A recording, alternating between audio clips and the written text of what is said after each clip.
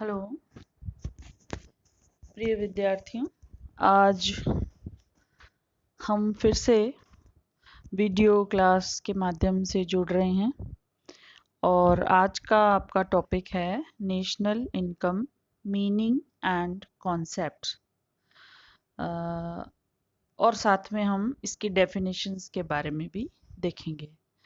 परीक्षा की दृष्टि से देखा जाए तो यह बहुत ही महत्वपूर्ण चैप्टर है। नेशनल इनकम के बारे में ना करते हुए भी पूरे प्रश्न पत्र में लगभग 10 से 15 नंबर का के क्वेश्चंस पूछे जा सकते हैं।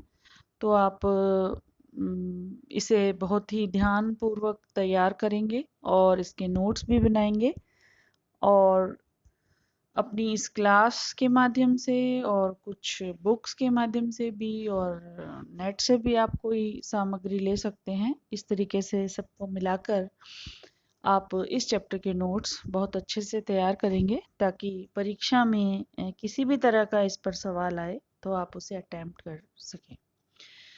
तो हम आगे बढ़ते हैं national income meaning, definition and concept की आज की अपनी क्लास में।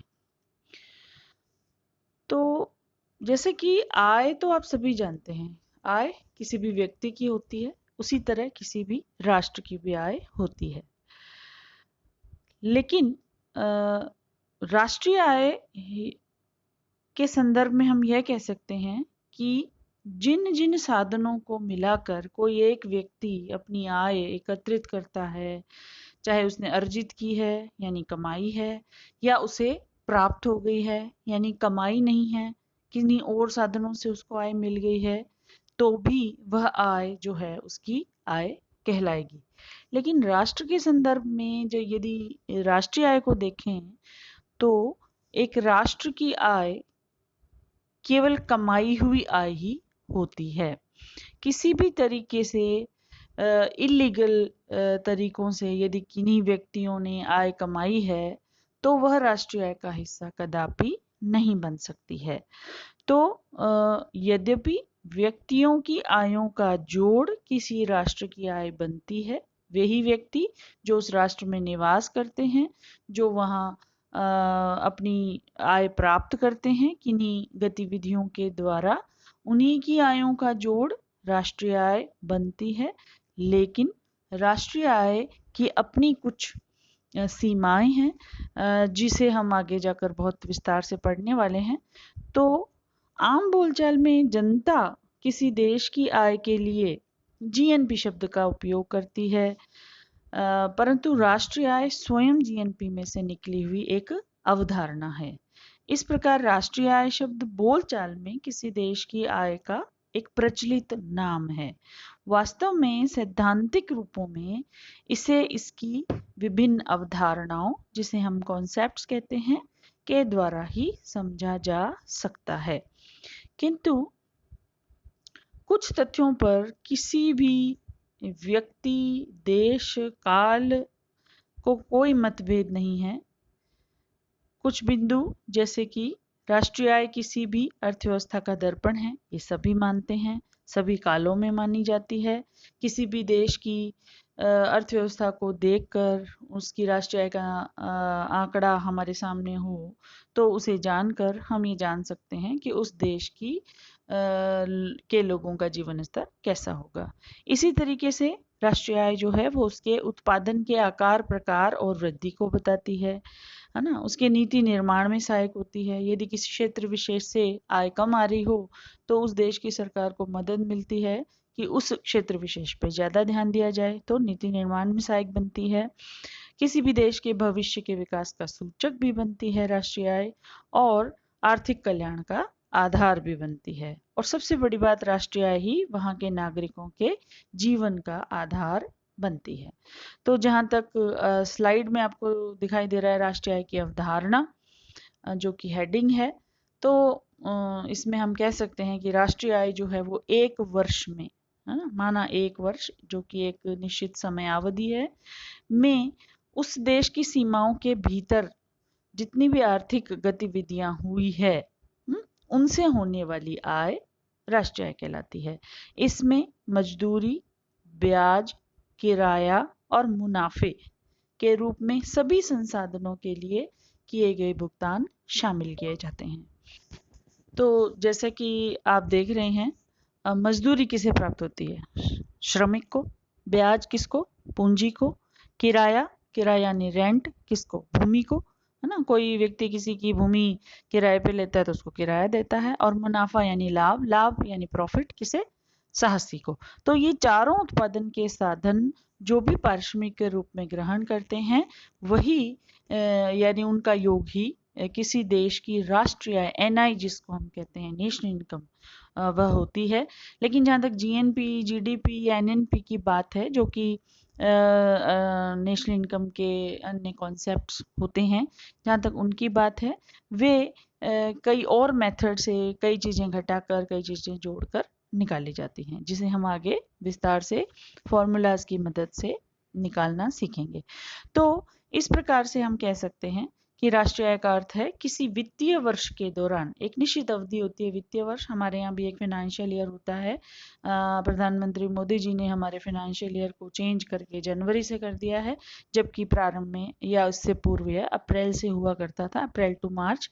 अभी जनवरी टू दिसंबर मोदी जी ने कर दिया है इसको। तो हर देश का अपना एक वित्तीय वर्ष होता है। तो किसी वित्तीय वर्ष के दौरान किसी देश द्वारा उत्पादित वस्तुओं और सेवाओं, गुड्स एंड सर्विसेज, दोनों का मूल्य इसमें शामिल होता है।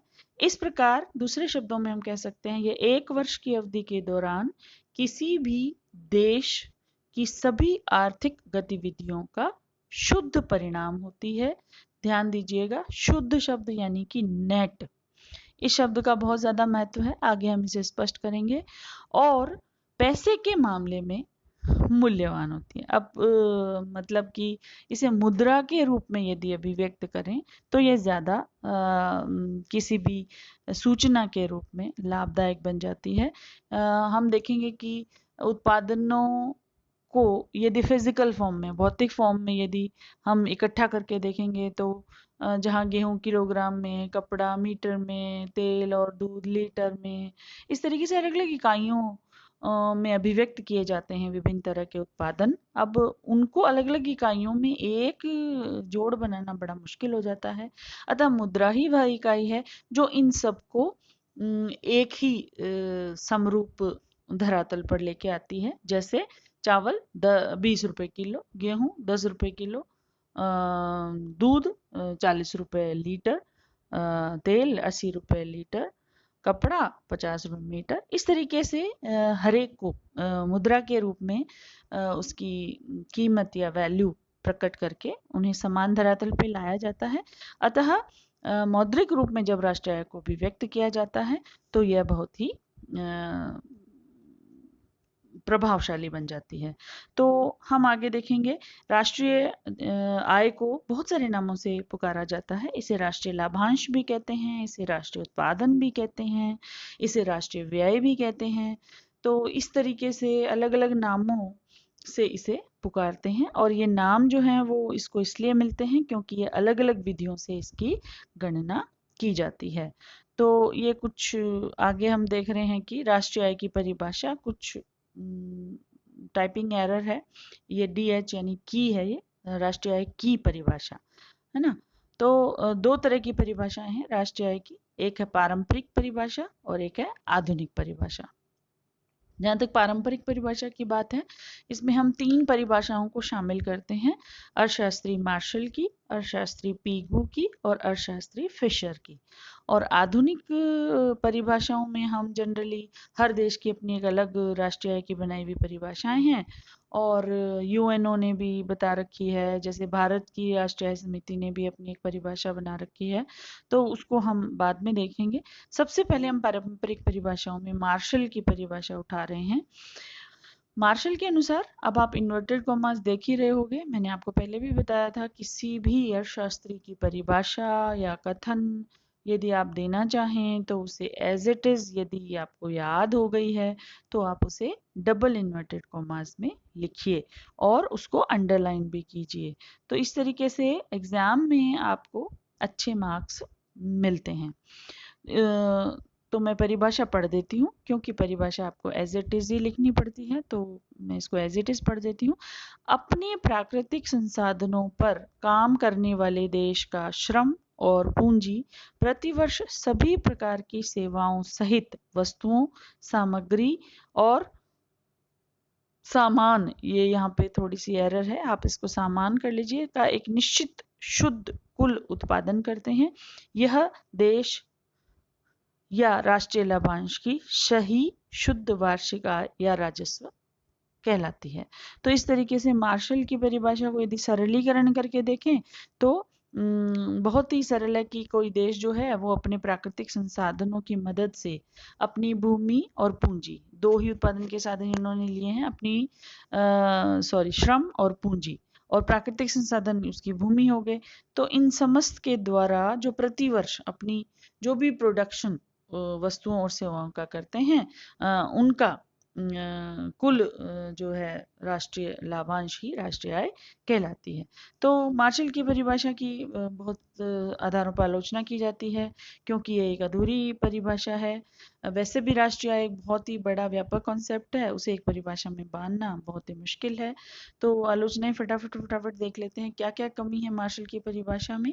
नंबर 1, वस्तुओं और सेवाओं की विभिन्न श्रेणी के कारण एक सही अनुमान बहुत मुश्किल है।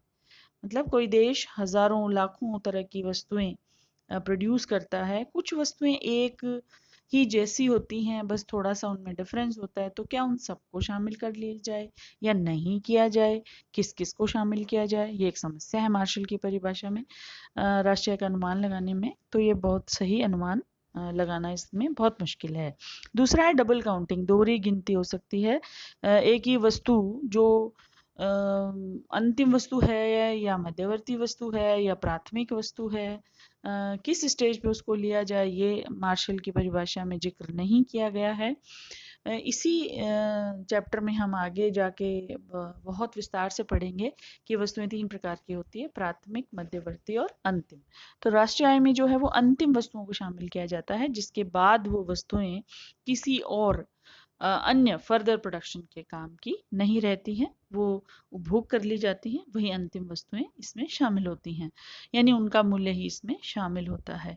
इसके अलावा एक और कारण है जिस पे इसकी आलोचना की जाती है, वो ये है कि बहुत से उत्पादन भारत जैसे देश में खासकर ऐसे किए जाते हैं जो कि बाजार तक नहीं पहुंचते हैं, अपने घर के उपयोग के लिए ही रख लिए जाते हैं। तो क्या उनको जोड़ा जाए या नहीं जोड़ा जाए, मार्शल ने इसे स्पष्ट नहीं किया।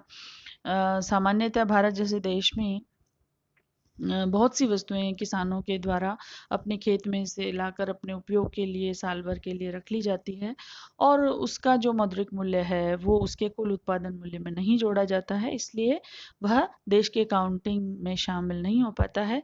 यह बहुत बड़ी समस्या है राष्ट्रीय आय की गणना में भारत जैसे देश में।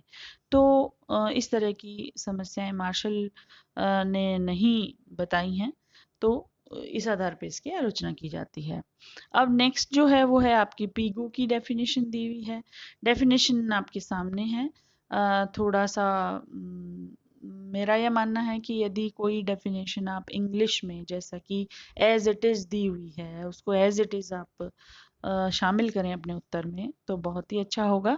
बहुत सिंपल सी परिभाषा है, और अंतर जो है वो इतना ही है कि बेस परिभाषा वही है, केवल पीगू ने यह कहा है कि nation income is that part of the objective income of the community, including of course income derived from abroad which can be measured in money। Pigou ने बाहर यानी कि विदेशी क्षेत्र को भी इसमें शामिल कर लिया है कि बाहर से जो नेट इनकम आती है अब्रॉड से वह भी राष्ट्रीय आय का हिस्सा है। इसके अलावा देश के हिस्से में ही यानी देश के क्षेत्र में ही समाज या उसके फैक्टर्स ऑफ प्रोडक्शंस के द्वारा जो भी इनकम प्रोड्यूस की जाती है वह भी राष्ट्रीय आय का हिस्सा है, लेकिन केवल वही पार्ट जो कि मुद्रा में कन्वर्ट हो गया है। यानी कि जितना भी उत्पादन, जितनी भी सेवाएं मार्केट में क्रय विक्रय के लिए उपस्थित हो गई हैं, अकाउंटिंग में शामिल हो गई हैं, केवल उन्हीं वस्तुओं और सेवाओं के मूल्य को राष्ट्रीय आय में शामिल किया जाएगा जो भाग उत्पादन का मुद्रा के रूप में कन्वर्ट होने से बच गया है उसे राष्ट्रीय आय में शामिल नहीं किया जाएगा। तो पिगो की परिभाषा भी देखा जाए तो बहुत ही संकुचित दृष्टिकोण लिए हुए है। आपकी स्लाइड में लास्ट में लिखा हुआ भी है पिगो's डेफिनेशन इज नैरो। बहुत सी बातों को छोड़ दिया गया है और अपने आप में एक संकुचित दृष्टिकोण को यह लिए हुए है। तो नेक्स्ट हम देख रहे हैं थर्ड परिभाषा, ट्रेडिशनल परंपरागत परिभाषा जो कही जाती है, वो है प्रोफेसर फिशर्स डेफिनेशन। फिशर ने जो डेफिनेशन दी है उसे इन्वर्टेड कॉमास में मैं पढ़ देती हूँ। द नेशनल डिविडेंड और income consist solely of services as received by ultimate consumers, whether from their material or from their human environment। Inverted commas यहाँ अपन बंद कर देंगे। सॉरी, आगे और है, thus a piano or a overcoat made for me this year is not a part of this year's income but an addition to capital. Only the services rendered to use during this year by these things are income। बहुत अच्छे से उदाहरण देके Fisher ने अपनी definition को ख़त्म किया है। सबसे पहले तो फिशर ने यह कहा है कि प्रोडक्शन का केवल वही भाग इस साल की राष्ट्रीय आय में शामिल होगा जो अंतिम उपभोक्ता को उपभोग के लिए प्राप्त हुआ है। इस रूप में उपभोग को शामिल करने के कारण फिशर की डेफिनेशन जो है वो निश्चित रूप से बहुत ही अर्थशास्त्रियों के पसंद की परिभाषा बन गई, क्योंकि जितने भी वेलफेयर इकोनॉमिस्ट थे जो कि कल्याणवादी अर्थशास्त्री माने जाते हैं, वो हमेशा ही उपभोग पर ध्यान देने की बात करते हैं कि लोग उपभोग कितना कर रहे हैं। अगर वो ज़्यादा से ज़्यादा वस्तुएं उपभोग कर रहे हैं तो उनका जीवन स्तर ऊपर उठेगा, ज़्यादा से ज़्यादा टिकाऊ वस्तुएं का उपभोग कर रहे हैं तो उनका जीवन स्तर निश्चित रूप से सुखी बनेगा। तो ऐसे अर्थशास्त्री फिशर की परिभाषा को बहुत अच्छा मानते हैं। इसको एग्जाम्पल के द्वारा फिशर ने स्पष्ट करने का प्रयास किया है कि एक पियानो है या जैसे ओवरकोट है। ओवरकोट आप जानते हैं पाश्चात्य देशों में बहुत ज़्यादा सर्दी पड़ती है, ऑलमोस्ट पूरे साल भर। आजकल तो बहुत गर्मी पूरे विश्व का तापमान बढ़ने की वजह से वहाँ भी हो गई है, लेकिन फिर भी हमारी वनिस्पत वहाँ ओवरकोट का इस्तेमाल काफ़ी ज़्यादा लोगों के द्वारा किया जाता है। तो ओवरकोट एक ऐसी वस्तु है पहनने की जो एक साल ली तो कई साल तक वो चलती है। माना 4 या 5 साल तक वो कोई व्यक्ति उसको चलाता है और ओवरकोट $2000 का है और 4 साल उसकी उम्र यानी कि वो उसको 4 साल तक इस्तेमाल करने वाला है, तो लगभग $500 प्रति वर्ष की राष्ट्रीय आय में उसका हिस्सा बनेगा। यानी उस ओवरकोट की जो $2000 की जो प्राइस है उसका 4 वर्ष की अवधि की उम्र होने के नाते उसे हम 4 से डिवाइड कर रहे हैं। इस तरीके से प्रति वर्ष $500 का मूल्य ही उस पर्टिकुलर ईयर की राष्ट्रीय आय का हिस्सा बनेगा। तो इस तरीके से फिशर की डेफिनेशन निश्चित रूप से कल्याणवादी अर्थशास्त्रियों के लिए बहुत ही पसंदीदा डेफिनेशन रही है। लेकिन यदि हम एक अर्थशास्त्री के स्टूडेंट के रूप में देखें तो इस परिभाषा में यदि शामिल राष्ट्रीय आय की विधि को अपनाने लग जाएं या अपनाई जाए तो बहुत सी कठिनाइयों का सामना हमें करना पड़ेगा, क्योंकि भारत जैसे देश में ही क्यों बल्कि छोटा देश ले लो, फिर भी जनसंख्या आजकल देशों की बहुत ज़्यादा है और हमारी तो बहुत ही ज़्यादा है। तो हर देश के हर व्यक्ति का हर वर्ष का उपभोग को मापना और फिर उसको उसके माध्यम से राष्ट्रीय निकालना, it is just too impossible. तो फिशर की परिभाषा अच्छी है लेकिन बहुत ज़्यादा व्यावहारिक नहीं है। इसलिए इन तीनों ही परिभाषाओं में से यदि आपसे पूछा जाए इस सवाल परीक्षा में कि आपके विचार में कौन सी परिभाषा श्रेष्ठ है, तो इसका उत्तर यही बनता है कि मार्शल, पिगू और फिशर तीनों की ही परिभाषाएं एकांगी हैं, कुछ कुछ हद तक उनकी सीमाएं हैं, कुछ चीज़ें तीनों ने छोड़ दी हैं। और पीगू और फिशर की परिभाषा तो मार्शल की परिभाषा की कमियों को ही दूर करती है। क्रमशः पीगू मार्शल की और फिशर पीगू की कमी को दूर करता है, लेकिन अपने आप में संपूर्ण परिभाषा कोई भी नहीं है। तो आगे हम बढ़ते हैं। आधुनिक राष्ट्रीय आय परिभाषाओं से पहले साइमन कुज़नेट्स एक अर्थशास्त्री हुए हैं, उनकी परिभाषा को भी देख लेते हैं। उन्होंने लिखा है, अंतिम उपभोक्ताओं के हाथों में देश की उत्पादक प्रणाली से वर्ष के दौरान बहने वाली वस्तुओं और सेवाओं का शुद्ध उत्पादन के रूप में साइमन कुज़नेट्स ने इसे परिभाषित किया है। इस परिभाषा में बहुत सी चीज़ें, हालांकि छोटी सी परिभाषा है, पर बहुत सी चीज़ें शामिल करते ही यह उन तीनों परिभाषाओं से बेस्ट परिभाषा बन जाती है। इन्होंने क्या क्या लिया है, एक निश्चित समयावधि ली है जिसमें वर्ष लिखा है इन्होंने, है ना, और अंतिम उपभोक्ताओं के हाथों में, यानी अंतिम वस्तुओं का मूल्य ही इसमें शामिल किया जाएगा।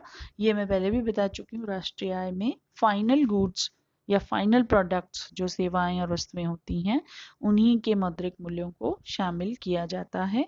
उसके अलावा इन्होंने एक चीज़ और ले ली, वस्तुएं भी और सेवाएं भी, इन दोनों के प्रोडक्शन को शामिल कर लिया और शुद्ध उत्पादन भी ले लिया, नेट प्रोडक्ट।